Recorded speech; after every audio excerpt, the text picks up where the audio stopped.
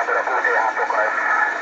Na, hát akkor én is ebben a dologban vagy cipőben jártam, hogy a kamerát közöltem, itt a telefont közöltem közben, és hát azért kicsit várni kellett, amíg itt a felvételt vagy nehezen leállította meg, elementette, úgyhogy igen, itt szereplőtt periódusok, mikor rendelnek ki, hogy hosszan beszéljen, és akkor hirtelen nem is tudja, miről beszéljen, mert amikor azt mondják, hogy beszélj sokat, akkor nem tudsz, amikor meg nem mondják, akkor meg akarnak is hátrálni, minden előjön, hogy már végén se külön se farka, úgyhogy ez velem is így szokott lenni. Hát akkor próbálok egy kicsit hosszabban beszélni, 5-ös, 9-essel vettek, és bele is mentél a plusz 10-re, ha jól láttam a felvételen, majd kiderül.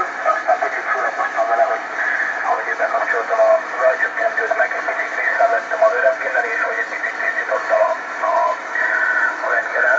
Aztán nem tudom, hogy ez mennyire fogja visszaadni a kamera, és a telefonfelvétele, mert a másik telefonnál tudom, hogy az nem volt valami szuper, elég hülyén vette fel a hangokat, nem tudom ennek mennyire volt elég a hangerő, nagyon nem tettem a rádiót, mert azért elég késő van, de hát reméljük, hogy majd